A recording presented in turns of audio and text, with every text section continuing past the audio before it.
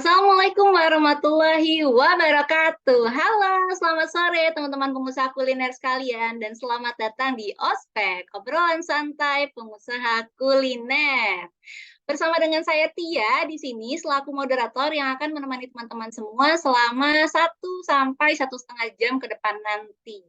Nah, sore hari ini kita akan ngebahas nih terkait quality control for franchise. Gimana sih caranya membuat tahapan untuk menjaga standarisasi dari produk dan pelayanan di seluruh cabang kita ya, terutama yang di scale up dengan metode kemitraan dan juga franchise. Dan malam ini dan sore hari ini akan dipandu oleh Coach Agung Haryadi ya, selaku praktisi dan juga konsultan dari bisnis franchise dan kemitraan.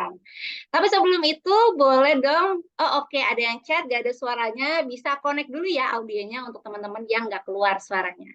Sebelum kita mulai, boleh dong teman-teman absen dulu nih di kolom chat, siapa namanya dan bisnisnya apa, dari daerah mana, sambil kita lihat-lihat nih, mungkin nanti Coach Agung bisa ngasih contoh yang sesuai dengan bisnisnya teman-teman semua juga ya, terkait quality control ini, seperti itu. Sambil saya cek juga nih untuk yang sudah open cam, ada Pak Opik, halo Pak Opik, dan juga oke, dan yang lainnya tidak ada yang on cam ya. Oke, langsung aja deh kita panggil coach kita pada sore hari ini. Ada Coach Agung Haryadi. Halo, Coach. Oh, suara saya kedengaran jelas. Yes, jelas-jelas. Oke, ini mohon maaf teman-teman telat. Sebenarnya saya yang tadi lagi di jalan macet hari ini kebetulan lagi banyak agenda buat eh, di beberapa tempat klien ya. Jadi telat ya, kita telat 10 menit ya. Mohon maaf. Semoga buat teman-teman yang udah nunggu sesi sharing sore ini dengan sabar dapat ilmunya maksimal supaya nanti bisa dipraktekin di bisnisnya masing-masing gitu ya. Amin. Ya. Gak apa-apa, Coach. Nanti dibayar dengan materi yang daging ya buat teman-teman Waduh. semuanya.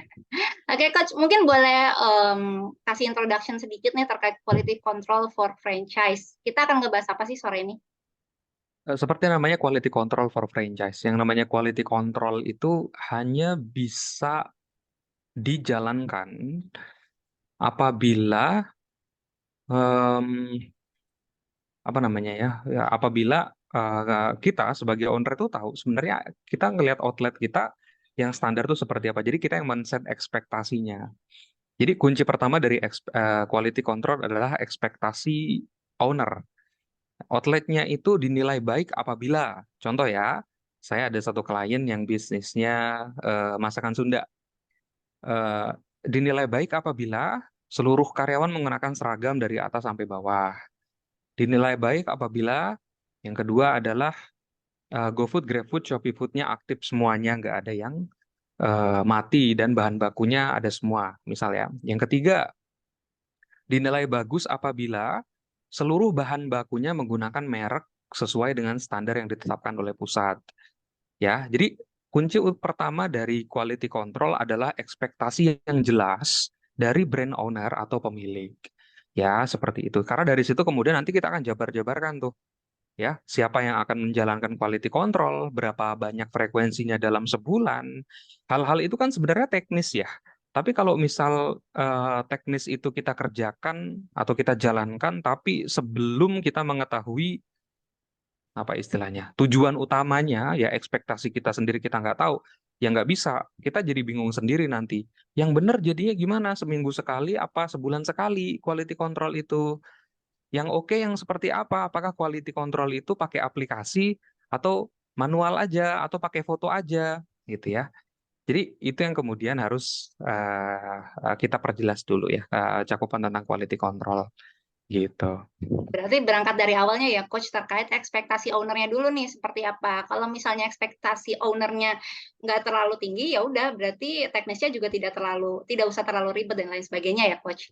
Oke, Betul. buat teman-teman semua, untuk sesi sore hari ini kita akan semi formal ya. Jadi nanti buat teman-teman yang mau bertanya, bisa langsung raise hand aja kalau mau on cam dan juga open mic.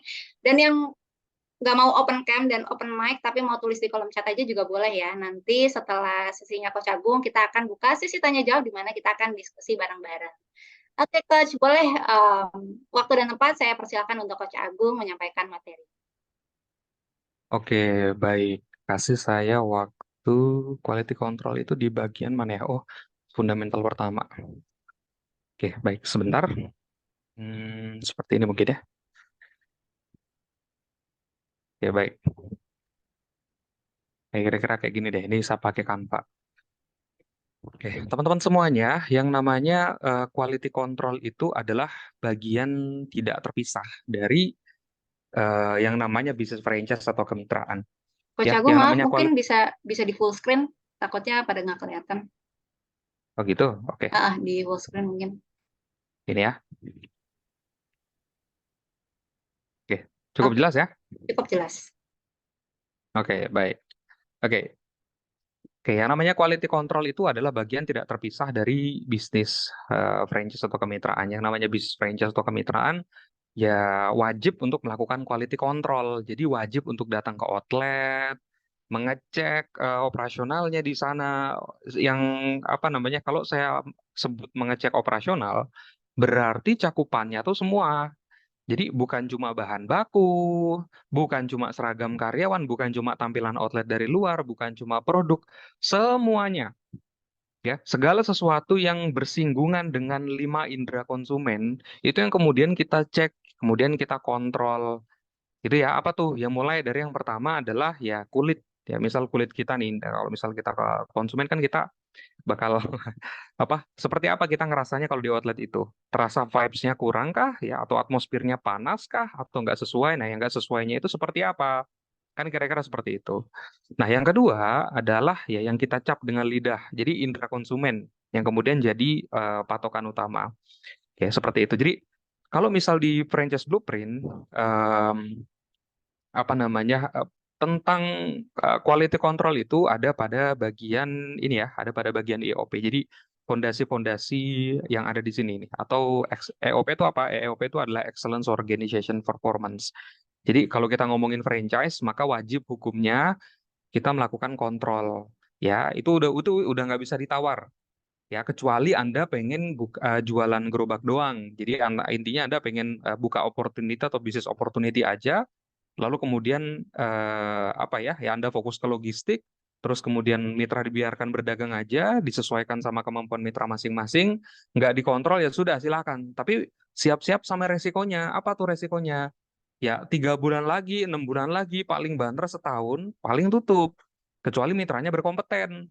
Nah gitu kan. Jadi dari awal mitranya harus berkompeten kalau kayak gitu. Tapi kalau misal namanya orang, namanya manusia, ya siapa sih yang bisa menjamin bahwa calon mitra itu adalah mitra yang berkompeten atau tidak? Maka kemudian kita harus rangkul mitra itu dengan memberikan quality control. Inilah pentingnya quality control itu. Jadi quality control itu sebenarnya nanti akan digunakan ini si informasinya untuk brand owner dan untuk si pemilik cabang itu. Jadi fungsi dari quality control itu ada dua. Satu, ngasih tahu performa cabang tersebut kepada pusat.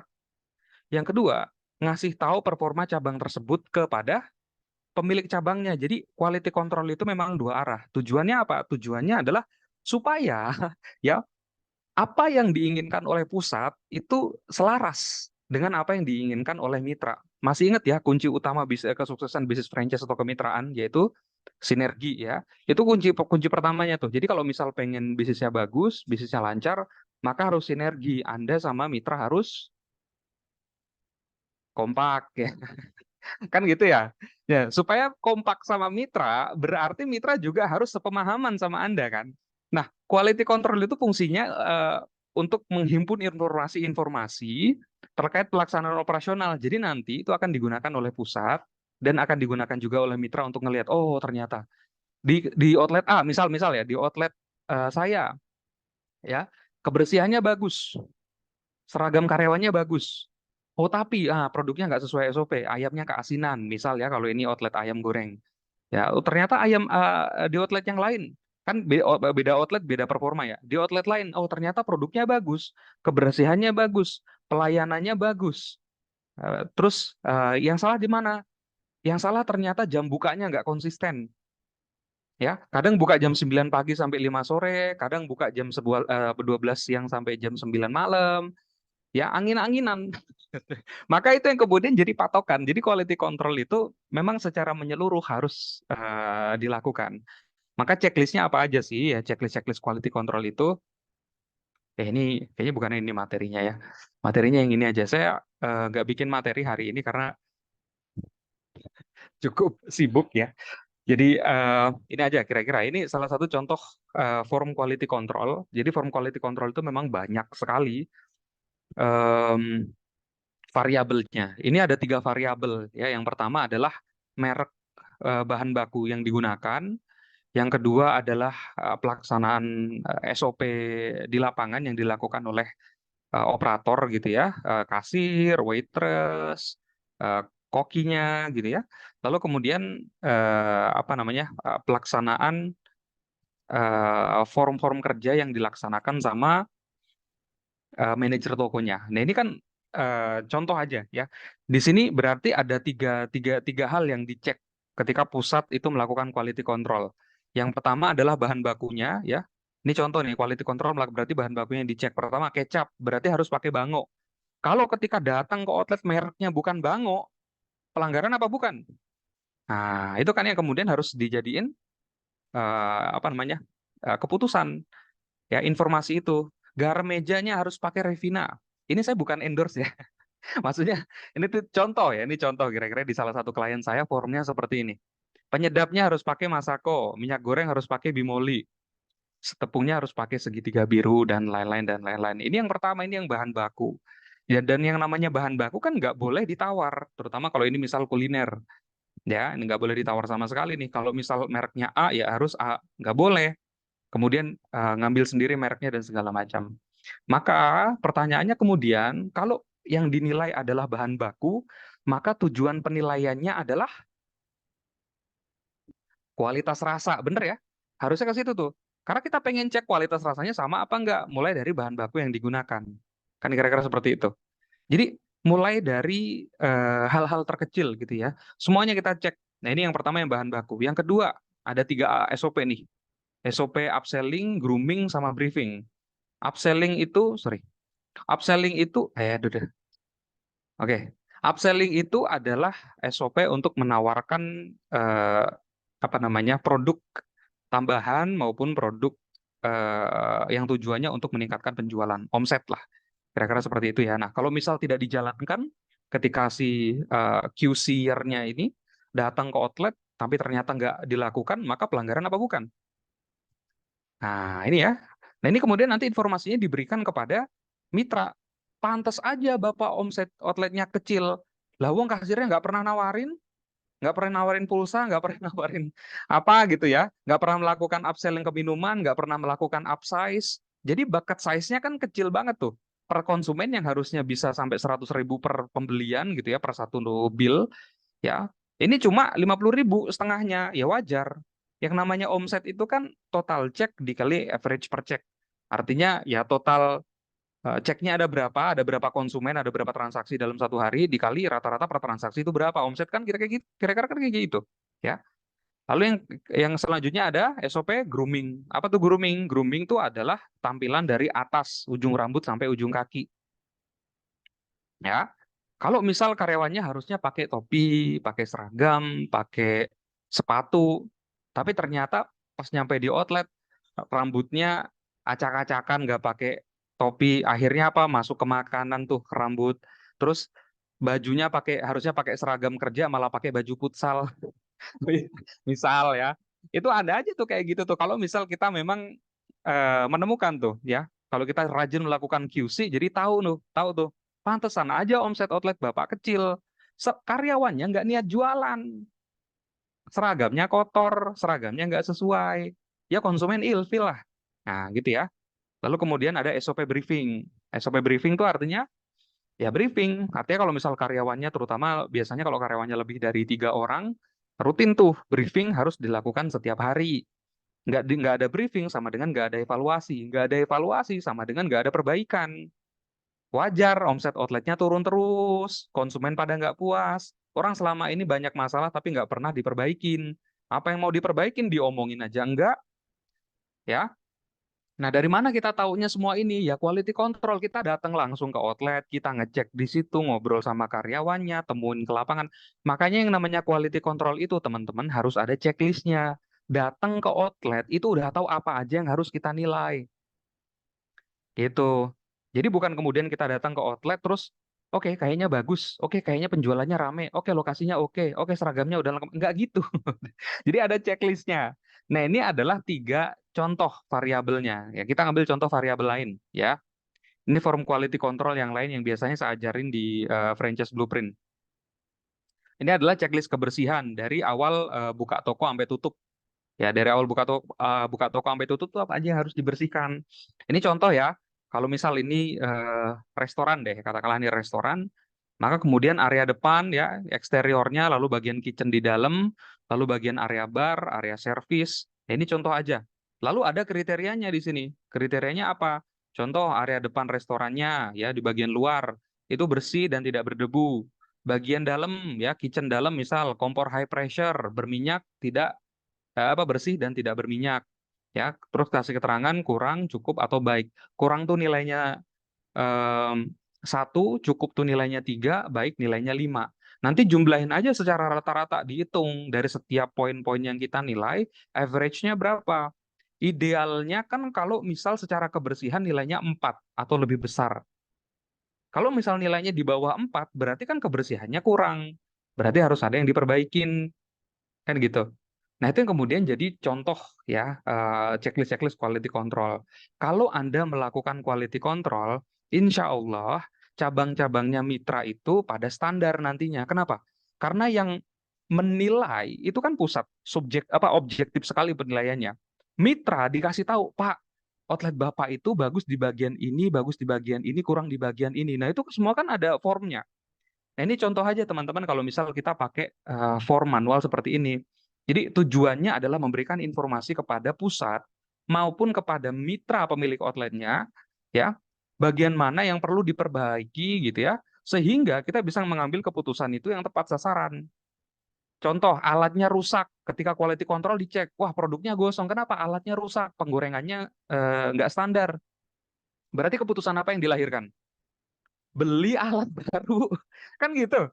Nah, beli alat baru itu kan keputusan investasi yang ngeluarin duit lagi kan. Nah, untuk supaya keputusannya itu tepat sasaran, maka kan harus ada temuannya di lapangan. Nah, quality control itu memang tujuannya untuk itu, untuk memberikan informasi. Tapi saya garis bawahi dulu ya, quality control bukan untuk ngebenerin masalah di outlet. Quality control itu untuk nyari masalah apa yang ada di outlet. Itu tuh. Nah, silakan dicatat. Kayak Pak Mustaqim langsung dicatat tuh. Ya, keren. Ya, quality control itu tujuannya adalah supaya kita tahu masalah apa aja yang ada di outlet. Jadi quality control itu bukan membenarkan masalah, tapi quality control fungsinya untuk nyari masalah. Nah, jadi quality control buat nyari masalah, bukan untuk ya itulah, ya kira-kira seperti itu. Nah, itu aja teman-teman yang bisa saya share pada sore hari ini. Saya lebih pengen buat kita mungkin diskusi gitu ya, diskusi dua arah buat teman-teman yang eh, mau nanya-nanya. Nanti mungkin akan dipandu sama Mbak Tia untuk dibacain pertanyaannya satu-satu. Karena saya nggak tahu nih apa namanya em, teman-teman kegelisahannya di mana, pertanyaannya apa. Jadi sisi ospek sore hari ini kita bikin informal aja. Kayak gitu aja. Silakan Bu Tia. Oke, buat teman-teman yang mau bertanya bisa langsung raise hand atau tulis di kolom chat ya. Nah, ini ada satu nih dari Kak Geprek Pakku.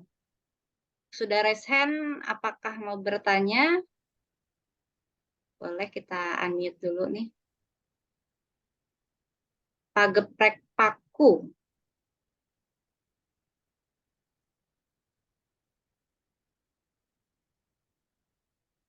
Oke, mungkin masih sibuk ya melayani pelanggan. Oke, mungkin dari saya dulu ya, Coach. Ngomongin soal quality control nih. Em, jadi sebenarnya aspek apa aja sih yang dibutuhkan ketika kita mau quality control ke outlet cabang-cabang kita itu, Coach? Ada standarnya nggak sebenarnya? Atau terserah owner aja? Em, Aspek apa yang harus diperhatikan sebenarnya tadi udah dijawab ya. Jadi aspek yang harus diperhatikan adalah yang pertama ekspektasi dari owner itu apa. Ekspektasinya, yang pertama mungkin kebersihan, yang kedua adalah rasa yang sama, yang ketiga adalah pelayanan, yang keempat adalah kecepatan. Em, yang kelima misal konsistensi jam buka outlet. Nah, kira-kira seperti itu. Nah, jadi balik dulu ke ekspektasinya brand owner. Brand owner lah yang kemudian harus secara cerdas menetapkan apa sih standar yang harus dimilikin sama setiap mitra-mitranya. Kan kira-kira seperti itu. Nah, supaya validasi akan standarnya itu nggak ngaco, maka harus buka outlet dulu, buka outlet percontohan. Implementasikan perencanaan itu kemudian di outlet-outlet kita. Itu cara step by step-nya lah. Meskipun saya rasa sih nggak harus. Bisa Anda jalankan aja dulu, yang penting outletnya mitra Anda untung, lalu kemudian quality control itu berusaha untuk merapihkan. Ya, apa namanya? Kan nanti nanti ya, misal ya teman-teman Anda outletnya ada banyak, katakanlah ada 100 gitu ya. Nah, dari 100 outlet itu, Anda kan harus petakan mana outlet yang masuk kategori bagus, mana masuk yang kategori cukup, mana yang masuk kategori buruk. Jadi misal dipecah jadi 3. Nah, berdasarkan apa? Biasanya sih saya kalau ke klien-klien itu, 3 kategori outlet itu dipecah berdasarkan penjualan. Biasanya penjualan itu berkorelasi dengan produk dan pelayanan. Semakin jelek produknya di sebuah outlet, semakin jelek penjualannya. Biasanya itu gitu, ya. Di luar faktor-faktor lain. Nah, yang kemudian harus kita klasifikasikan. Kalau kita nggak punya data tentang kondisi outlet kita jadi nggak punya apa gambaran. Sebenarnya outlet kita ini sustain apa enggak sih? Berapa banyak outlet kita yang bagus, berapa banyak outlet kita yang buruk, berapa persen jumlahnya? Kan kira-kira seperti itu. Ya, semoga Ya, menjawab. kadang orang mikir ketika penjualan nggak bagus itu pasti salah marketingnya nih, marketingnya kurang kurang biaya dan lain-lain. Padahal belum tentu ya Coach Agung, bisa juga mungkin dari penerapan quality control yang belum oke gitu, atau mungkin belum ada jangan-jangan program quality control ini, makanya berpengaruh juga secara tidak langsung ke penjualan. Oke, kita lanjut nih. Ada pertanyaan Ya. dari Kak Arif Adi Pratama. Bagaimana caranya quality control outlet mitra, sedangkan dari pusat tidak quality control langsung ke outlet-outlet mitra? Mungkin karena keterbatasan sumber daya manusia dan lain sebagainya, Coach. Seperti apa? Sebenarnya ini udah pertanyaan tapi dijawab sendiri ya, bagaimana caranya outlet QC outlet mitra tapi pusat nggak datang. Ya gimana caranya? Ini pertanyaannya kayak gini nih. Ya, pertanyaannya aneh soalnya. Pertanyaannya gimana ya Pak caranya biar saya kenyang tapi saya nggak mau makan? Gimana? Gimana? Ya pertanyaannya nggak bisa Pak. Yang namanya quality control itu harus pusat datang ke outlet mitra itu wajib hukumnya. Ya, kecuali memang Anda memang nggak mau memberikan program quality control. Karena tujuan quality control kan ending-endingnya adalah Anda pengen tahu data outlet mitra itu mana yang bagus, mana yang cukup, mana yang buruk. Yang buruk kan harus diselamatkan kan? Cara menyelamatkannya gimana? Itu tuh outlet yang bagus-bagus, yang penjualannya tinggi-tinggi. Ajarin dong, sharing dong. Anda bisa bikin program, misal programnya namanya mentoring mitra. Siapa yang isi mentoringnya? Mitra-mitra yang sukses, sharing dong ilmunya ke mitra-mitra yang lain. Yang buruk-buruk tuh penjualannya. Kan bisa tuh dilakukan seperti itu. Nah, keputusan seperti itu hanya bisa dilahirkan kalau Anda punya datanya. Quality control itu untuk mengetahui itu. Pertanyaannya gimana caranya melakukan quality control tapi tidak datang ke outletnya langsung? Nggak bisa, ya. Yang namanya quality control itu harus di lapangan, ngecek langsung. Mau lewat CCTV, mau lewat Zoom. Yakin kebersihan bisa dicek dari CCTV. Misal nih jam tangan saya, ini bersih apa kotor? Nggak kelihatan kan? Misal nih muka saya nih ya, bersih apa kotor? Kan nggak kelihatan. Maka kita harus melakukan visit secara langsung. Nggak bisa quality control lewat jarak jauh. Namanya aja quality, ya berarti fokusnya ke kualitas. Gitu. Gitu ya. Semoga menjawab. Oke, berarti quality control ini harus dilakukan oleh owner langsung atau sebaiknya menunjuk satu orang khusus untuk quality control ini, Coach? Baiknya sih quality control itu harus ada orang lain ya, yang level pemahamannya itu udah seperti Anda. Jadi Anda ajarin, Anda rekrut orang. Oke, saya pengen metode quality controlnya itu tujuannya ke sini, ke sini, ke sini ya. Saya bikinin kamu checklist ya. Habis itu minta si orang ini untuk sekalian nyusun. Menurut kamu gimana? Coba kamu pikirin caranya supaya kita tahu standar outletnya mitra. Ya, supaya kita tahu nih outlet mitra mana yang bagus, yang cukup, yang jelek. ya. Ini kemudian kita ini pikirin bareng-bareng. Ya, saya sih lebih ini ya, karena saya sekarang menjabat sebagai GM franchise di salah satu bisnis di eh, apa namanya di daerah, aduh, di Indonesia? di daerah Jabodetabek, ya Jabodetabek aja, biar nggak terlalu ini. Nah, saya itu ketika menyusun tim QC itu nggak bisa saya sendirian, ya, yang kemudian nyusun formnya, nyusun mekanismenya, nyusun ininya, nggak bisa, butuh bantuan orang lain. Maka belajarlah untuk merekrut tim yang berkompeten, lalu kemudian secara bersama-sama menyusun metode quality controlnya, gitu. Nah, balik lagi kan, kalau misal kita udah tahu sebenarnya apa yang mau dikontrol, ya, maka yang akan melaksanakan itu nanti akan jadi lebih mudah. Misal, saya pengen tahu kebersihan, pelayanan, sama produk. Kebersihan, pelayanan, sama produk. Tolong kamu bikinin checklist quality control yang relevan sama ini.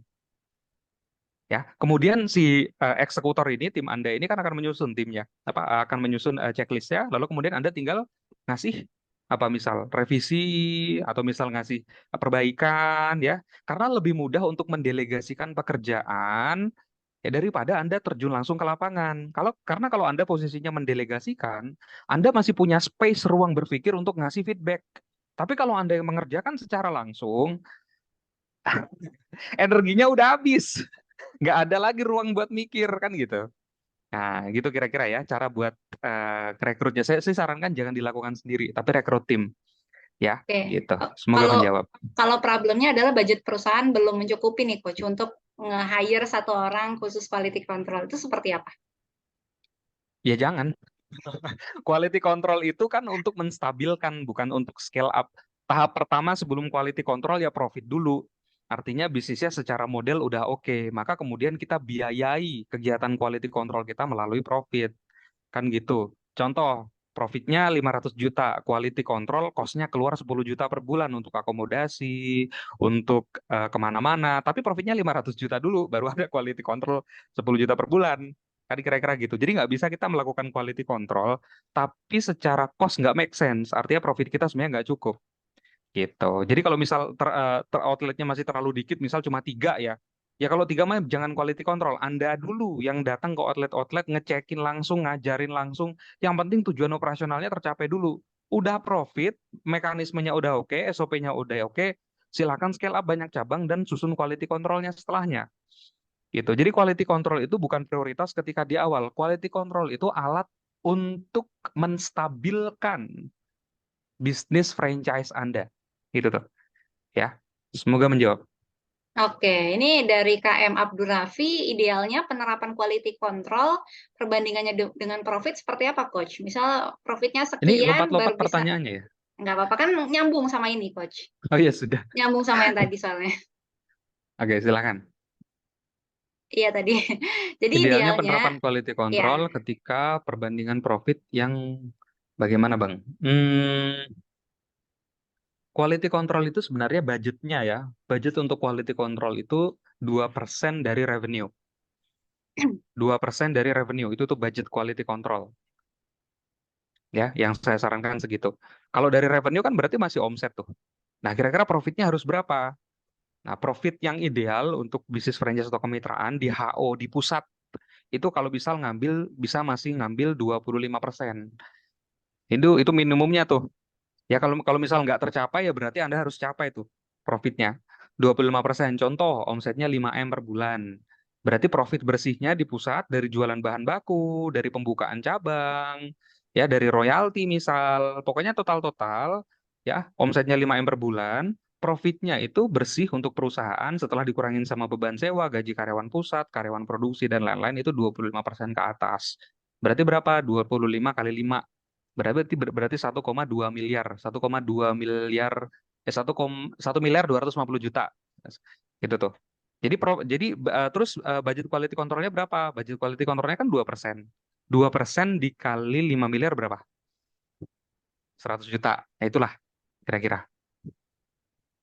oke. Nah, Tapi itu silakan tetap, angkanya kecilin ya. ya, Saya pakai tetap contohnya mungkin kegedean. disesuaikan Silakan lagi ya. persentasenya disesuaikan ya. Kayaknya terlalu over juga ya kalau 100 juta. Oke, lanjut lagi Coach. Dari Kak Ahmad Hanif, bagusnya quality control dari pusat tiap berapa bulan atau minggu sekali ya? Yang wajib untuk dilakukan itu sebulan sekali. Ya, karena pada saat quality control, kita akan mengecek operasional mitra tersebut dalam periode waktu 30 hari kan. Nah, setelah 30 hari berjalan, kita cek quality control, besoknya hasil dari quality control kan udah keluar.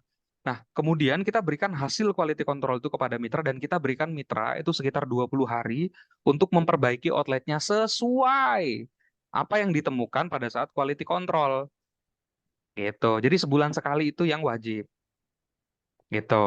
Harapannya kita kasih mitra waktu 20 hari untuk memperbaiki problem itu, pada saat besoknya, pada saat quality control yang selanjutnya, itu masalah itu udah nggak ada, udah selesai, udah ganti masalah lagi. Harusnya kan gitu.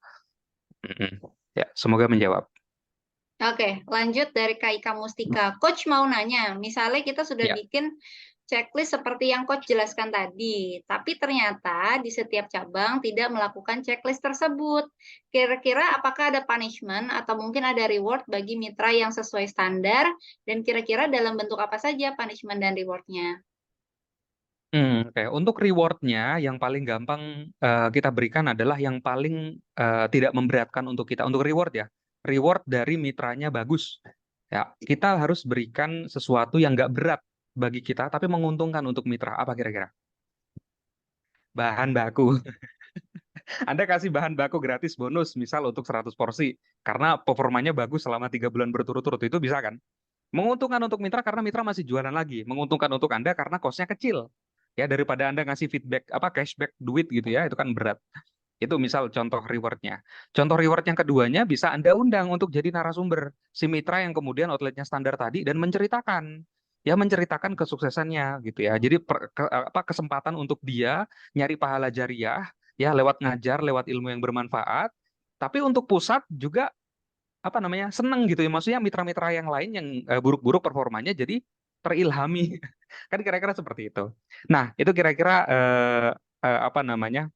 keuntungannya ya kalau misal ini dicatat ya dua dua keuntungan tadi jadi dua reward tadi jangan lupa dikasih kepada mitra yang performanya bagus ya pada saat quality control ternyata performanya bagus maka Anda berikan dua hal ini satu bonus bahan baku dua kasih panggung atau tempat atau wadah untuk dia bisa beramal amal jariah ya sama kayak gini kan saya sih harapannya dapat pahala loh ya tapi dari yang di atas gitu.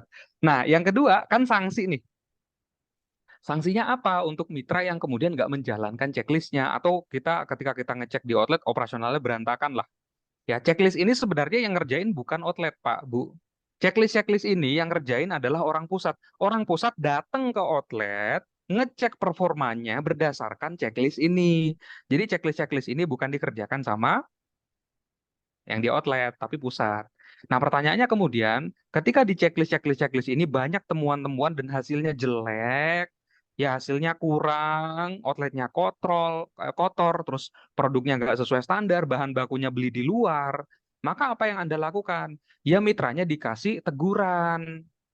Kan gitu, dikasih teguran, dikasih surat peringatan. Harapannya mitranya berubah, ya.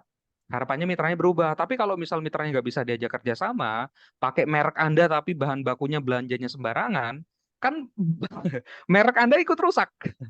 Kalau merek Anda rusak, yang kena bukan cuma Anda, mitra yang lain pada kena. Kenapa? Karena rasanya beda sendiri. Ya ada beda-beda sendiri. Yang lain jadi keikutan imbasnya. Maka untuk mitra seperti itu kan udah masuk kategori pelanggaran berat. Ya, siapin SP1, hard copy, tanda tangan, kasih pernyataan kepada mitra jika tidak terjadi perubahan dalam waktu 20 hari. Maka akan lanjut ke SP2. SP2 tuh biasanya nggak 20 hari. SP2 biasanya cuma seminggu. Ya. Dan kalau udah SP2 terbit, biasanya udah siap-siap untuk pemutusan hubungan kerjasama. Ketika SP2 udah terbit, siap-siap. SP3. SP3 terbit, selesai. Mitranya jangan dikasih ruang untuk membuka brand Anda. Ya saya sering sampaikan ya teman-teman dimanapun sesi sharingnya, entah itu online, entah itu offline, mitra ini dicatat ya, mitra yang susah diatur itu diputus aja kontraknya, karena berat Pak. Kita pengen bangun brand sustain, ya pengen sustain, pengen orientasinya ke sana, pengen awet, ya kita pengen visinya ke sana, Ya, kerja keras bikin tim quality control, kerja keras di pusat bikin produksi supaya produknya standar semua untuk semua mitra, kerja keras supaya mitra-mitra ini bisa berjualan dengan baik, ya. Tapi ternyata mitranya nggak melakukan apa yang kita wajibkan, maka ya jangan, putus aja. Ya, makanya saya apa namanya sering sampaikan tuh, kunci dari bisnis franchise yang sustain adalah sinergi. Mitra sama franchisornya harus kompak. Anda melakukan kewajiban Anda. Mitra wajib melakukan kewajibannya. Kan kira-kira gitu. Nah, gitu kira-kira ya teman-teman ya. Jadi itu dia reward sama punishment-nya. Reward-nya Anda kasih yang tadi, sanksinya bisa pemutusan hubungan kerja sama kalau misal nggak nurut-nurut. Ya, jangan mentang-mentang keluarga ya. Misal mitranya adalah keluarga saya, coach. Sering tuh saya dapat kayak gitu. Mitranya adalah paman saya sendiri buka outlet. Ini gimana nih? Ya, hubungan keluarga, hubungan bisnis. Putus hubungan bisnis, keluarga masih jalan, kan harusnya gitu ya. Tapi kan banyak ya orang-orang kecampur tuh. Ya nggak apa-apa, itu berarti tinggal kita komunikasinya aja kan. Gitu, untuk mengkomunikasikan dengan baik bahwa mohon maaf Pak, Bu, atau mohon maaf Om, ini udah nggak sesuai sama standar pusat. Ya kalau gitu Om silakan jualan aja, tapi tanpa merek kita, tanpa bahan baku dari kita. Boleh kok silakan jualan. Soalnya nggak mungkin kita jalan kayak gini, Om. Kasihan mitra yang lain, Om. Misal, ya, saya udah ketemu mitra, apa klien yang kayak gitu tuh banyak kasusnya. Ya, mitranya keluarga sendiri. Aduh, itu susah untuk ngebilanginnya. Dan rata-rata mitra-mitranya yang lain tuh pada bagus. Yang keluarga-keluarganya pada berantakan, bermasalah semua outletnya. Itu kebanyakan kayak gitu tuh. Ya, semoga menjawab. Next. Oke, berarti kalau misalnya untuk yang mitra dari keluarga bisa dengan pendekatan komunikasinya kekeluargaan ya, tapi tetap harus tegas supaya tidak merugikan bisnisnya juga. Coach, dari Kak Ika Mustika nih boleh minta file PDF-nya itu nggak, Coach? File PDF ini nggak dibagikan ya, karena ini materinya, karena percuma juga saya bagikan buat apa? Anda bisa screenshot, ngapain dibagikan? Ya, kalaupun ini saya bagikan, ini nggak pasti udah pasti nggak kepake. Kenapa? Karena ini gratis. Kalau dibagikan yang namanya gratis, biasanya kalau udah dibagiin, udah selesai. Udah nggak akan dibaca lagi, paling di-download bentar, baca bentar, habis itu udah selesai. Jadi kalau teman-teman pengen tahu quality control yang bener tuh kayak gimana, sampai bisa diimplementasiin di bisnis masing-masing, yang penting ikut workshop aja. 2 hari quality control salah satu topik yang dibahas pada saat workshop franchise blueprint selama 2 hari. Jadwal terdekat ada di Tangerang, tanggal saya lupa. Pokoknya Oktober ini, yang satunya lagi, yang November itu ada di Bandung, yang Desember ada di Bali. Silahkan mana jadwal yang paling dekat ikutin. Gitu. Untuk kita belajar, mending belajarnya gitu langsung to the point. Ya daripada saya kasih form, kalaupun saya kasih semua materi yang ada di sini ya, ya kalaupun saya kasih semua materi yang ada di sini, susah untuk dipahami kalau nggak dijelasin. Jadi mending kita belajar satu-satu. Gitu. Oke, mungkin boleh di-spill sedikit nggak, Coach, untuk di workshop franchise blueprint ini terkait quality control. Selain quality control akan belajar apa lagi ya? Akan ada pembahasan apa lagi? Atau mungkin pembahasan quality controlnya ini seperti apa, Coach? Apakah sampai ke prakteknya di bisnisnya juga seperti apa? Ya, oke. Intinya kita akan menyusun form quality control sesuai dengan bisnisnya masing-masing. Nah, mulai dari mana? Ya, mulai dari goals dulu kan. Sama aja kayak misal gimana caranya kita biar naikin sales. Misal ya, contoh ya, gimana caranya naikin sales? Berarti kan harus pertama apa? Riset market dulu tahapannya. Habis itu apa? Ngeset produknya mau apa sesuai dengan kebutuhan sama market. Habis itu ngitung HPP-nya berapa gitu ya. Habis itu atau tahapannya mulai dari HPP dulu. Jadi tetap terstruktur sama, rencana untuk membentuk program quality control sama. Prosesnya kira-kira seperti itu. Cuma bedanya adalah kalau di franchise blueprint itu lebih terarah karena ya kita bisa sharing semuanya. Teman-teman akan duduk dengan ya mungkin sekitar 20 pengusaha atau 20 bisnis yang berbeda dalam satu workshop dan sharing. Masalahnya kan beda-beda kan. Nah, itu yang kemudian bikin proses belajarnya jadi lebih menarik. Daripada saya jelasin kayak gini online kurang oke dan pasti nggak paham juga gitu. Dari KBN Kim nginep atau tidak workshopnya, Coach? Kalau kalau mau nginep sendiri boleh, saya sih pulang ya. Bebas gitu. ya, boleh nginep, boleh enggak, tapi untuk workshopnya 2 hari full day, seperti itu. Untuk jadwal terdekat ada di Tangerang, tanggal 21 dan 22 Oktober, lalu di November kita akan ada di Bandung, dan di Desember kita akan ada di Bali. Buat info lengkapnya bisa langsung ke franchiseblueprint.id, atau bisa juga langsung WhatsApp ke admin kita, Mbak Desi, di 0812 9995 4574. Oke, kita lanjut lagi ya. Ini ada pertanyaan yang cukup panjang dari kita ke yang pendek dulu ya, pertanyaan dari Kak Gesang. Apa beda quality control dengan quality assurance? Quality control itu bagian dari quality assurance. Namanya aja quality control ya. Berarti untuk mengontrol aja, berarti untuk menemukan masalah aja. Gitu ya, gitu ya. Jadi quality control itu ketika kita datang ke outlet, kita mengisi form, kita mengecek pelaksanaan operasional sesuai dengan form yang ada.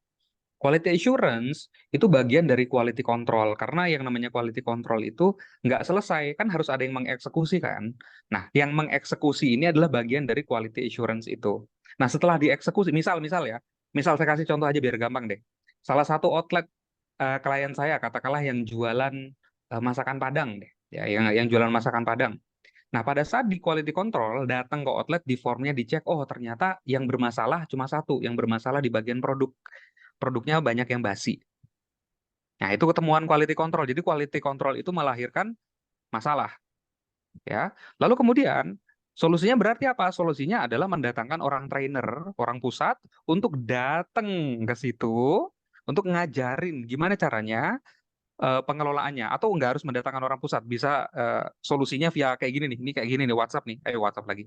Zoom misal kayak gini ya, jadi kita meeting sama mitra kita jelasin Pak apa namanya outlet Anda bahan bakunya banyak yang basi nggak sesuai sama standar. Nah Bapak apa sih masalahnya, apa yang kurang apa namanya problemnya seperti apa pelaksanaannya supaya saya bisa bantu Pak gitu. Nah, ketika udah dieksekusi, entah itu offline langsung terjun ke lapangan maupun via meeting atau via telepon, ya. Setelah dieksekusi kan proses selanjutnya apa? Proses selanjutnya adalah kontrol lagi. Jadi evaluasi lagi. Lewat mana? Lewat quality control, ya. Jadi balik lagi. Jadi udah datang ke outlet, kasih waktu 20 hari untuk ngebenerin, dibantuin sama pusat, program apa orang trainernya. Lalu kemudian setelah 20 hari quality control lagi. Jadi quality assurance itu bagian quality control itu bagian dari quality assurance. Itu kalau yang ada di bisnis franchise gitu ya. Oke. Oke, sip. Coach Agung nih dari KG Sang Tutuko ada pertanyaan terkait workshop franchise blueprint nih. Series workshopnya ada apa aja? Mungkin bisa dijelasin sedikit, Coach. Mungkin ada yang Series. baru tahu juga nih terkait workshop franchise blueprint gitu. Oh, oke oke. Pembahasannya ada apa aja, terus nanti di sana ngapain aja dan lain-lain. Mungkin bisa kasih tahu juga karena mungkin banyak juga yang baru ikutan ospek pada sore hari ini. Oke, ini dia. Ya, ini seriesnya. Jadi di hari pertama, hari kedua udah ini aja. Jadi kita akan ngebahas 9 fundamental dan dari 9 fundamental ini kemudian akan dipraktekin. Jadi setiap satu fundamental praktek. Jadi metodenya gini deh. Misal kita belajar tentang quality control di bagian excellence organization performance. Oke, cara belajarnya gimana? Caranya gini, saya kasih Anda contoh dulu. Ini contohnya. Lalu kemudian saya kasih teorinya, lalu kemudian Anda praktekin. Sesuai dengan apa? Sesuai dengan bisnis Anda masing-masing karena setiap peserta workshop kan bisnisnya beda-beda. Nah, setelah udah dipraktekin, baru kemudian nanti ada mentoringnya lagi setelah workshop. Ya, kalau butuh jasa saya, bukan butuh jasa, kalau misal butuh untuk ngobrol sama saya boleh. Telepon aja coach, ada waktu nggak hari segini jam segini? Ya untuk ngecek, karena materi workshop itu hanya akan perfect kalau dipraktekin, bukan cuma dipelajarin doang. Bener ya? Nah, contohnya kayak gitu itu untuk quality control di bagian EOP. Habis itu masuk ke bagian financial model, habis itu masuk ke mapping strategi. Ini untuk hari pertama. Yang keempat ada legal, ini hari pertama. Hari kedua, ini nih kita akan belajarnya ini. Ini akan saya kasih ke teman-teman semuanya, tapi saya yakin nggak akan bisa di copy paste atau nggak akan bisa diserap 100%. Namanya orang belajar, kita nggak akan mungkin menyerap 100% ilmu dari guru tempat kita belajar. Kan nggak mungkin ya. Pasti cuma bisa ngambil berapa persennya. Dan nggak apa-apa. Karena biasa yang diambil adalah yang paling dibutuhin di bisnisnya masing-masing. Kan gitu. Misal, oh ternyata yang paling Anda butuhkan di saya adalah quality control doang. Ilmu tentang mapping strategi nggak butuh-butuh amat kayaknya. Ya sudah, kayaknya nggak usah terlalu diperdalam gitu. Tapi saya akan berikan yang benernya gini loh. Ini nih loh standarnya. Nah, silakan Anda cherry pick. Cherry pick tuh maksudnya dipilih mana yang akan Anda implementasikan di bisnis masing-masing. Tapi minimal Anda tahu standar bisnis franchise atau kemitraan itu, kalau mau sustain, berarti harus seperti apa. Ya, saya selalu sampaikan di workshop, saya selalu ulang kalimat ini 3 kali. Franchise itu harus sustain. 2, franchise itu harus sustain. 3, franchise itu harus sustain. Yang namanya franchise atau kemitraan itu orientasinya harus sustain. Harus jangka panjang, mitranya harus untung terus, Anda untung terus. Ya hubungan simbiosis mutualisme lah gitu. Ya, nah itu yang kemudian kita pelajari yang benar itu kayak gini. Nah, silakan nanti Anda akan ambil ya beberapa materi-materinya kemudian bisa cepat untuk diaplikasikan. Ya, jangan banyak ditunda. Yang namanya belajar itu supaya lebih paham, supaya lebih oke lagi ilmunya, supaya lebih meresap, praktekin Oke. ya, supaya komplit gitu. Semoga menjawab. Ya, dari Kak Diva, cara bisa mengikuti workshop tersebut gimana, Coach? Hubungin aja admin yang ngeblas info info apa ospek sore hari Ini ini. ya, ini bisa langsung chat ya ke admin kita di 0812 9995 4574. Udah ngechat di Zoom juga adminnya seperti itu. Untuk Sorry, saya lupa menyampaikannya, teman-teman. Satu kota itu saya batasin pesertanya 15 bisnis ya. Ini lupa nih. Ini mohon maaf tadi kayaknya kita lupa untuk nyampein. Satu kota hanya 15 bisnis karena ini workshop ya, bukan seminar. Ya yang namanya kalau seminar mah pesertanya makin banyak, makin rame. Tapi kan ini workshop, jadi proses belajar. Jadi biar lebih apa ya namanya intensif proses belajarnya karena saya akan keliling saya pengen mastiin teman-teman semuanya ini paham nggak sih ada yang nggak paham nggak sih karena ya mohon maaf level pendidikan setiap orang kan beda-beda ada yang S2 tapi ada juga yang nggak lulus SD misal tapi bisnisnya bagus ya saya udah banyak ketemu orang-orang yang kayak gitu nah pendekatan gaya bahasanya kan beda-beda. Nah, enaknya kalau di workshop franchise blueprint itu saya akan keliling mastiin supaya teman-teman pada paham sesuai dengan ya bisnisnya masing-masing diimplementasikannya kira-kira seperti itu. Loh, mana ini kok jaringannya kayaknya agak lambat.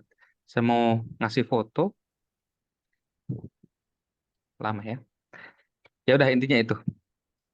Oke, sip. Buat teman-teman yang tertarik untuk ikutan workshop dan segera booking slot, bisa langsung ke WhatsApp ke admin kita aja ya di 0812 9995 4574 karena terbatas cuma untuk 15 brand per kota. Untuk yang terdekat kita di Tangerang, Bandung, dan juga Bali.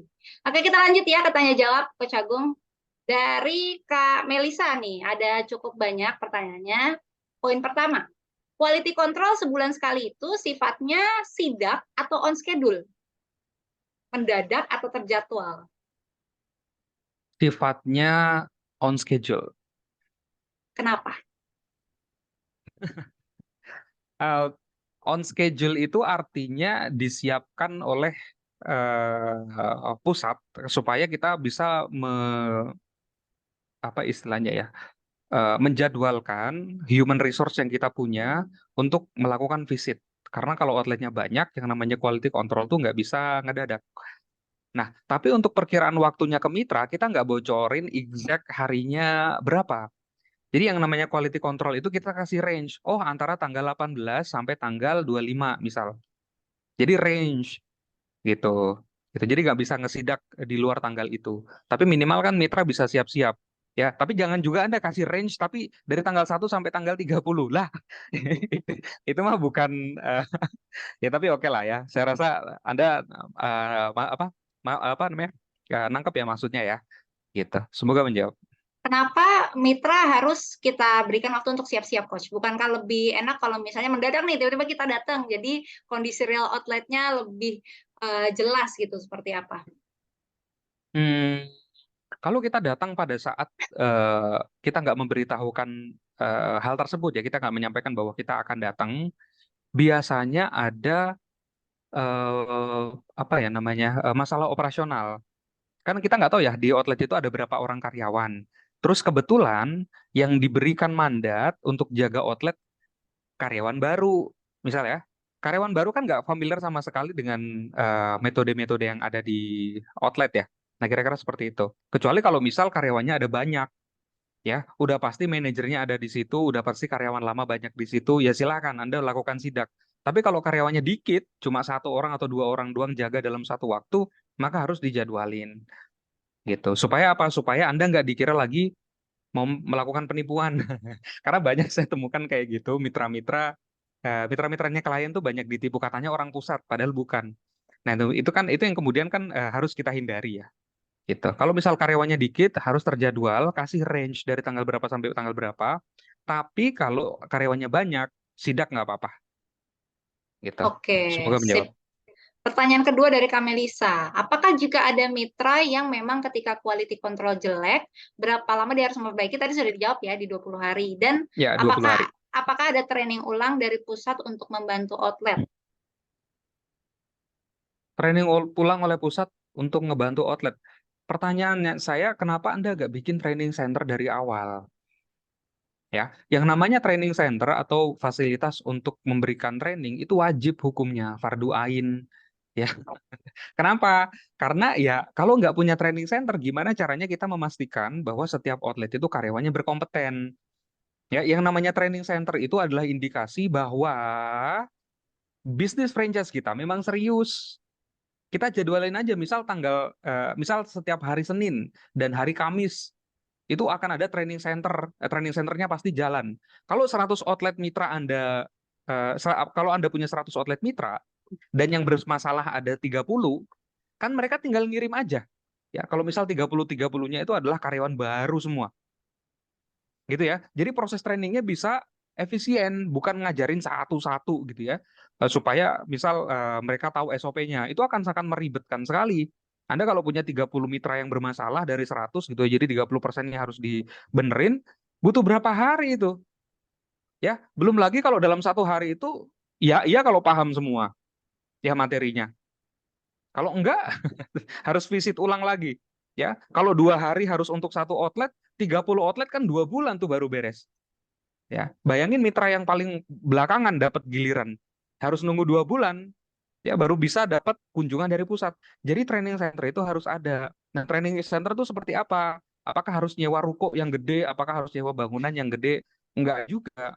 Training center itu bisa di schedule. Misal ya, training center itu di outlet Anda yang pertama untuk yang hard skill, masak produk, handling produk, langsung lah yang berkaitan dengan produk bisa langsung di outlet. Ya, yang kedua, yang sifatnya soft skill, cara jualan, cara melayani konsumen, yang sifatnya soft skill itu bisa misal booking ruangan dalam satu waktu gitu ya, booking hotel, bikin workshop, tapi buat mitra Anda doang gitu. Itulah fasilitas-fasilitas yang bisa kita berikan, tapi semuanya terschedule. Makanya saya sampaikan tadi, yang namanya quality control itu ada persentase cost-nya yaitu 2%. Nah, 2% itu salah satunya adalah untuk memastikan supaya program training itu nanti berjalan.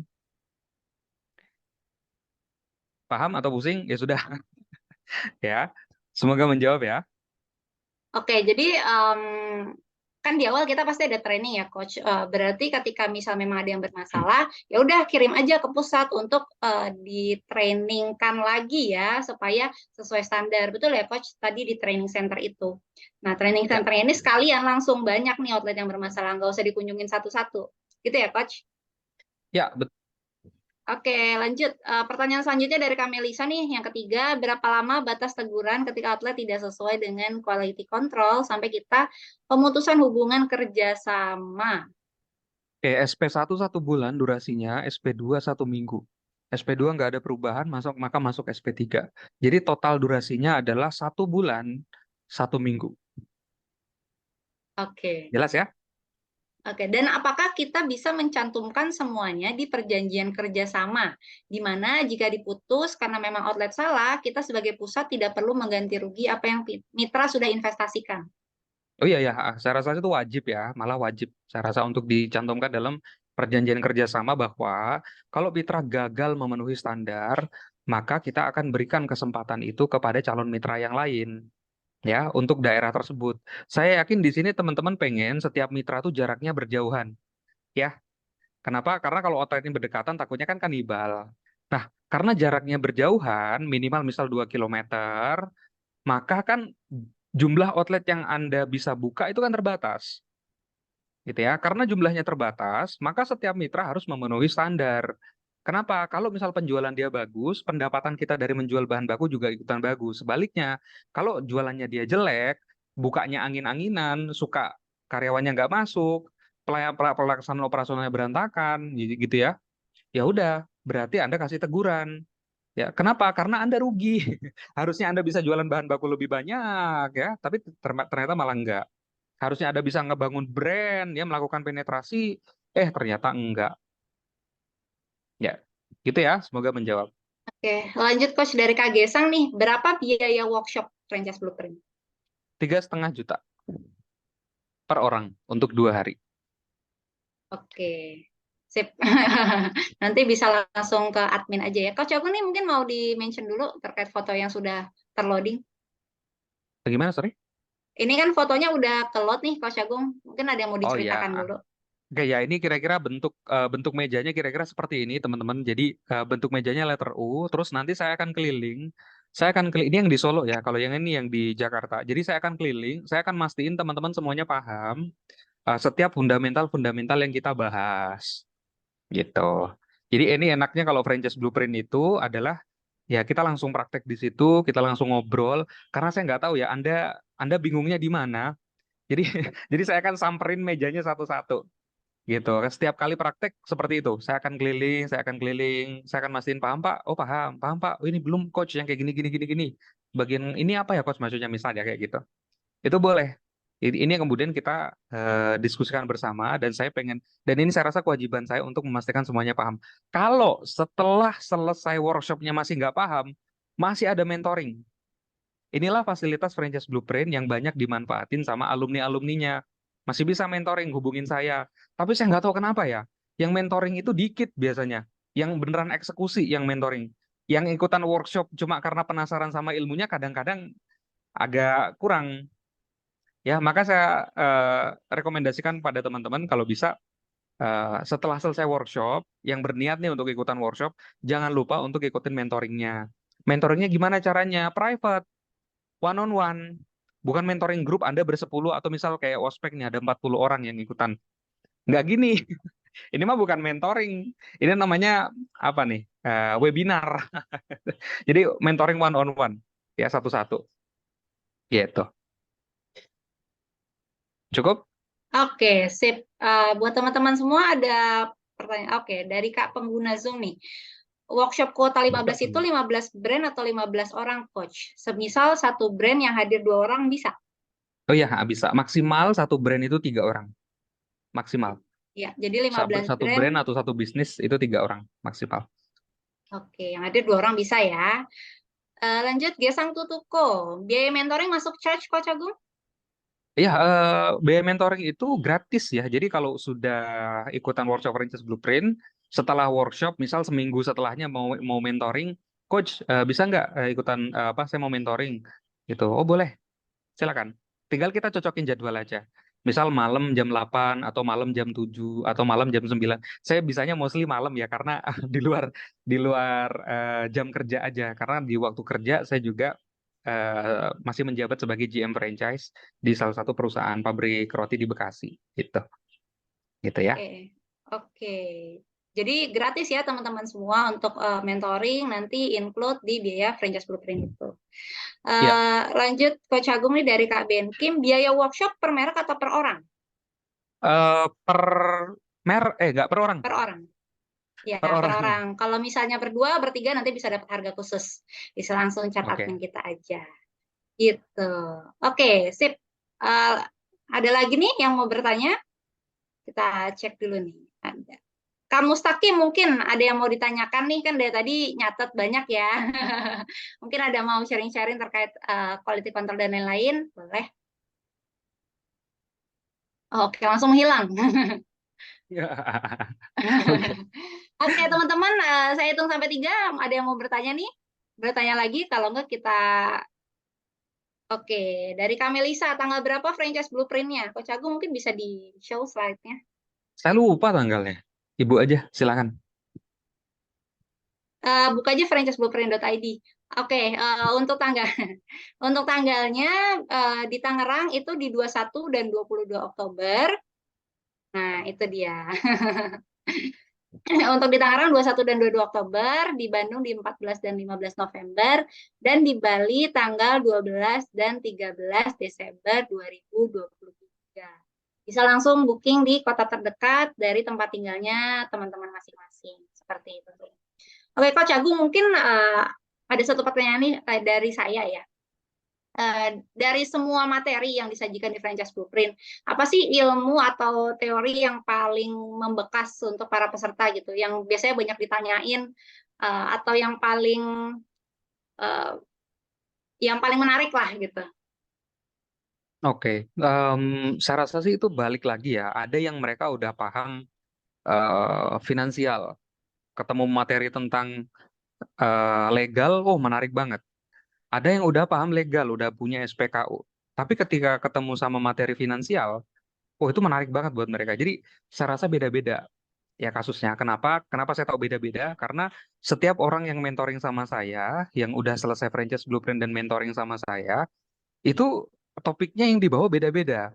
Ada yang ngomongin tentang manajemen mitra, ada yang ngomongin tentang quality control, ada yang ngomongin tentang program training, ada yang ngomongin tentang hitung-hitungan margin, ada yang ngomongin tentang MUM atau media usage metrics, ada yang ngomongin tentang royalty, ada yang ngomong banyak, nggak beda-beda. Dan itu kemudian saya rasa akan ditanyakan sama peserta alumni workshop franchise blueprint ketika udah dipraktekin tuh ilmunya, mentok ada sebuah masalah dan bingung.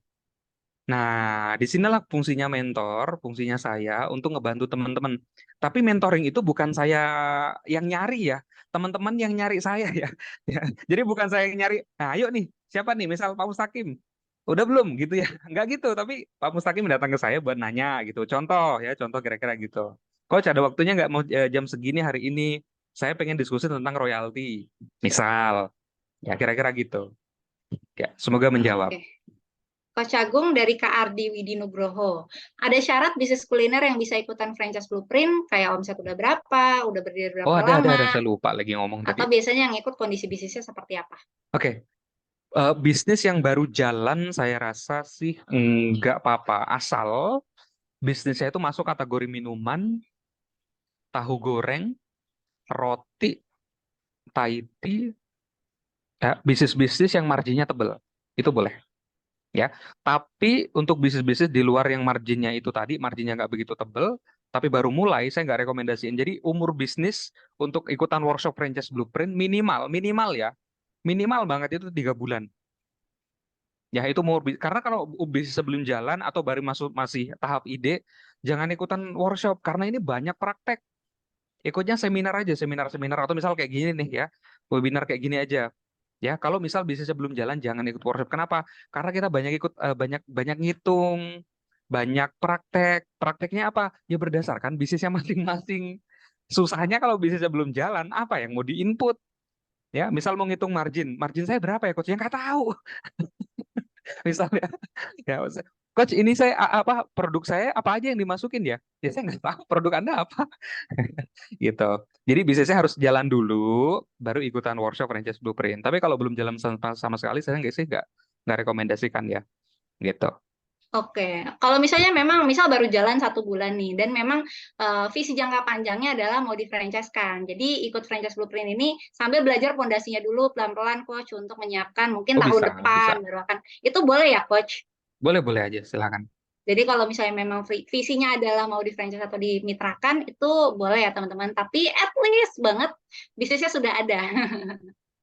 Oke, Ya. lanjut dari Kak Ben Kim. Coach, cara menghitung margin bagaimana? Definisi margin dulu ya. Pengertian margin itu adalah em, keuntungan selisih dari harga jual dikurangin HPP produk. Ya, ini yang kemudian jadi standar saya rasa banyak pengusaha-pengusaha kuliner di luar sana. Termasuk kayak misal kita belajar katakanlah Pak Rex Marindo gitu ya dari Foodies, atau Pak Danis Punto Adi dari Foodies, atau Pak Budi Isman dari bisnis.id, atau ya banyak lah teman-teman silakan sebutin mentor-mentor mana. Margin itu adalah selisih antara harga jual dan food cost. Contoh, harga jual produknya 50.000. Ya, HPP produknya atau penyusun makanannya, ya katakanlah martabak 50.000 harganya, food cost atau penyusun produknya termasuk sampai packaging, kresek, gitu-gitu semuanya itu Rp25.000. Jangan 25.000 deh. Penyusunnya 20.000. 40.000 food cost-nya. Berarti kan keuntungannya 50.000 dikurang 40.000 sama dengan 10.000. Nah, 10.000 itulah margin. Gitu. Paham? Aman? Aman? Oke. Untuk Ya. persentasenya gimana tuh, Coach? Persentasenya ya tergantung ya. Ada produk yang didesain untuk traffic, which is didesain untuk murah sekali dan HPP-nya tinggi. Jadi marginnya cuma 20% itu ada. Strateginya namanya DOC kalau di BCG Matrix.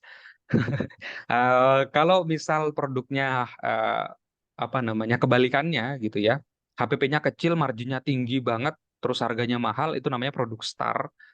Em, Biasanya Ya, produk-produk unggulan kayak misal McD. McD punya produk unggulan yang namanya ayam gulai. Ayam gulai itu harganya mahal dan marginnya tinggi banget. Itu produk star. Ya itu contoh seperti itu. Jadi nggak kemudian margin itu kita tembak, wah harus 70%, harus 50% semuanya rata. Oh nggak gitu. Nggak semua produk kita desain untuk sebagai profit maker. Ada produk yang memang didesain untuk create traffic gitu. oke. Ini Semoga dari menjawab. Kak Benkim bertanya lagi, keuntungan bersih yang dinamakan margin ya berarti, Coach? Keuntungan margin keuntungan bersih itu namanya net profit. Margin itu gross profit atau keuntungan kotor. Jadi harga jual atau omset dikurangin sama food cost, ya dapatlah profit kotor. Contoh harga jual 50.000. Contoh gini deh, omset Anda 1 juta, ya belanja bahan baku 500.000. Berarti keuntungan kotornya kan 500.000 kan? Itulah margin. Gitu. Nah, 500.000 keuntungan kotor alias margin alias gross profit namanya, dikurangin lagi kan sama beban karyawan, beban sewa, beban listrik, beban gas, gitu-gitulah ya. Ya, teman-teman tahu lah. Nah, hasil pengurangan itu paling bawahnya net profit atau keuntungan bersih. Gitu. Semoga Oke, menjawab. sip. Karena sudah tidak ada pertanyaan lagi, boleh teman-teman yang masih standby kita open cam dulu ya. Kita foto bersama sebelum mengakhiri ospek pada sore hari ini. Oke, kita lihat dulu, kita absen. Oke, wah, ada Kak Ardi yang sedang di jalan, Pak Hari juga sedang di jalan, ada Kak Ohang sedang di rumah ya. Oke, kita tunggu. Wah, Pak Gesang lagi di luar juga nih, tapi aktif bertanya. Oke, ada Pak Diva, ada Pak dari Soto Kuali. Oke, sip. Sudah banyak nih yang open cam ya. Pak Agung ada request gaya? Ada request gayanya gini, teman-teman. Oke, ini kan cuan ya. Cuan tapi juga hati kalau di Korea. Jadi saya pengen teman-teman nyari cuannya pakai hati. Gitu ya, boleh ya, silakan gayanya seperti ini. Ya, tangan di dekat kamera, depan kira-kira seperti ini. Ya, sip. Nyari cuan pakai hati. Oke, Oke. sip. Boleh dibantu ya, admin. 1, 2, 3. Lagi, 1, 2, 3. Oke, sip. Sebelum kita mengakhiri ospek pada sore hari ini, boleh dong Coach kata-kata closing nih buat teman-teman semua yang mungkin masih merintis juga bisnisnya, juga masih berusaha supaya bisa Oke, menyelenggarakan quality control yang baik. oke. Franchise itu metode scale up. Yang namanya franchise itu harus sustain. Sayangnya, banyak di luar sana pihak-pihak yang menggunakan franchise sebagai metode untuk ya nyari keuntungan dalam jangka pendek. Itu yang kemudian saya sangat sayangkan ya. Saya tuh nggak mau franchise itu sama kayak MLM gitu ya. Ya maksudnya namanya rusak gitu ya. Nah, itu yang kemudian sedang saya perangi sebenarnya. Inilah alasan saya bikin workshop. Kalau ngomongin duit, gaji dan segala macam sih saya rasa dari pekerjaan saya udah sangat cukup lah. Maka yang saya perangin ini adalah em, praktek-praktek yang seperti itu. Maka inilah alasan saya mengadakan workshop franchise blueprint dan saya harap teman-teman bisa ikutan, bisa join, bisa ketularan semangatnya supaya industri franchise di Indonesia semakin ke arah yang benar gitu ya. Itu dari saya. Semoga teman-teman yang ikutan kelas pada sore hari ini dapat apa yang teman-teman cari dan ilmunya bermanfaat sehingga bisa dipraktekin di bisnis masing-masing.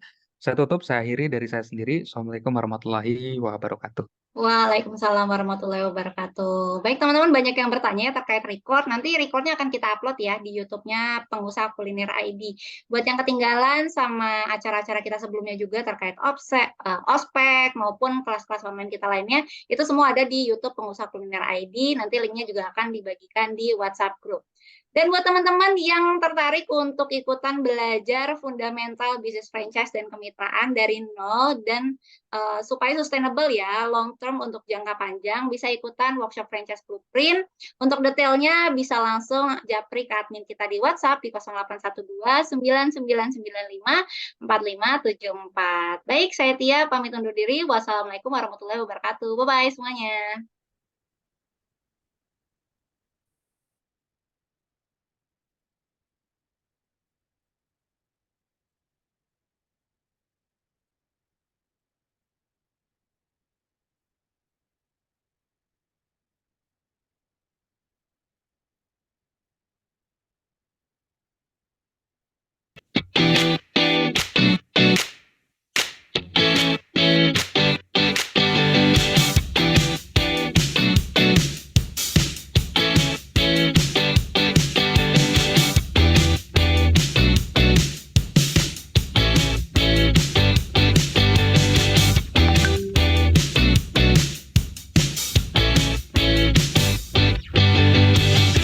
Jadi salah satu kegiatan utama bisnis franchise atau kemitraan adalah buka cabang terus kan.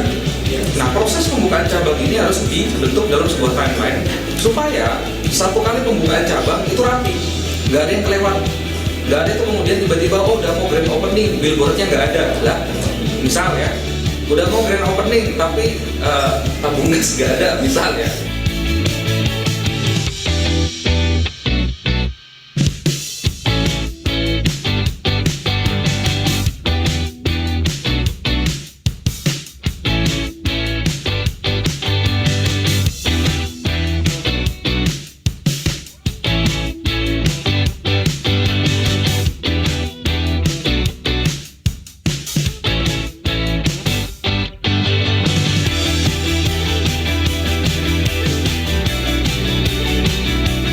Aku butuh banyak banget ilmu, salah satunya dari franchise blueprint ini agar aku bisa lebih mengembangkan lagi bisnis aku ke depannya di bidang franchise. Kalau untuk materi semua berkesan ya, karena penting gitu buat aku. Cuma kemarin yang di hari pertama sih, yang paling berkesan buat aku tentang program training, karena training itu sangat penting buat keberlangsungan bisnis ke depannya. Saya ikutan workshop franchise blueprint ini karena memang saya ngikutin terus Pak Agung ya, dan kebetulan beliau buka untuk workshop ini. Saya tertarik sekali karena memang dari Pak Agung sendiri memang sudah ahli dalam bidang franchise, dan saya ingin juga menjadi salah satu klien beliau nantinya. Hampir semuanya ya, maksudnya membuka wawasan saya lebih luas, ya, terutama tentang IOP, tentang SPKU, surat perjanjian kerjasama usaha. Jadi selama ini saya masih bingung tuh gimana sistem kerjasamanya, bentuk kemitraan atau franchise seperti apa. Tapi dengan workshop ini kita punya bayangan lebih clear lah. Tentang legalitas ya, legalitas saya emang masih proses semuanya. Karena dari kemitraan menuju ke franchise kan naik ke satu level ya. Jadi itu sih yang pengen saya cari tahu. Untuk materi yang paling berkesan adalah ketika kemarin adalah saat perhitungan SKU, perhitungan SKU untuk menentukan berapa sih nilai jual untuk kemitraan dan franchise yang akan saya lakukan.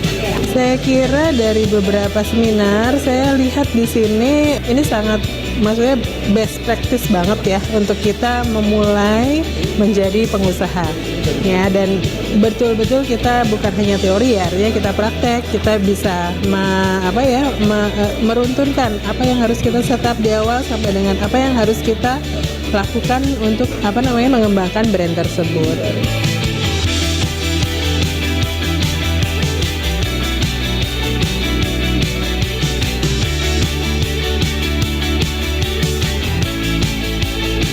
Franchise Blueprint, juara!